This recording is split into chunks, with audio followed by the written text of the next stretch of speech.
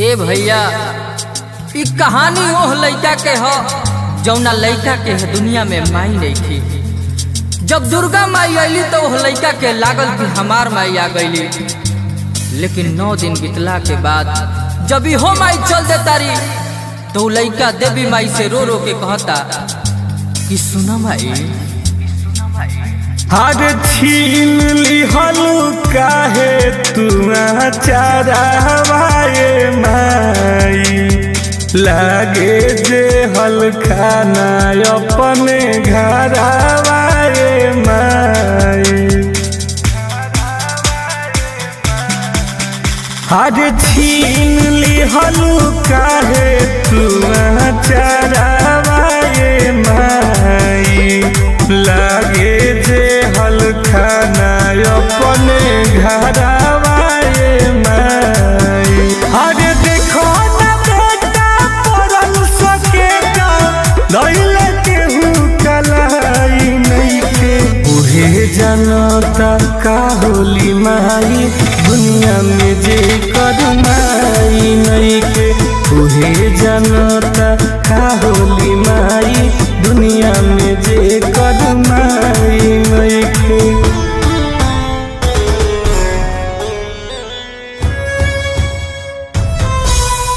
Vicky Vox.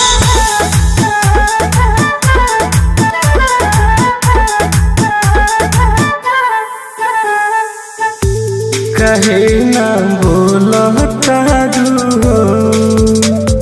रोता लइका तब न अखिया खोलता रू, कहे ना बोलता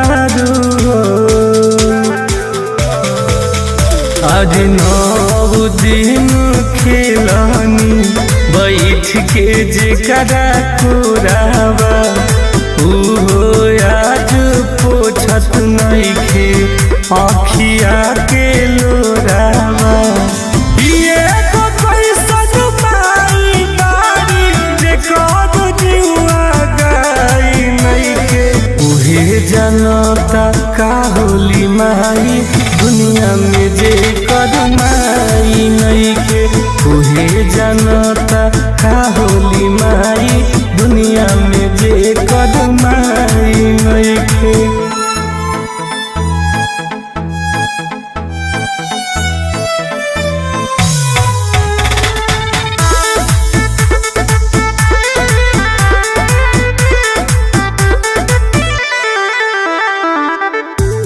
खिटुआरा बन गइनिए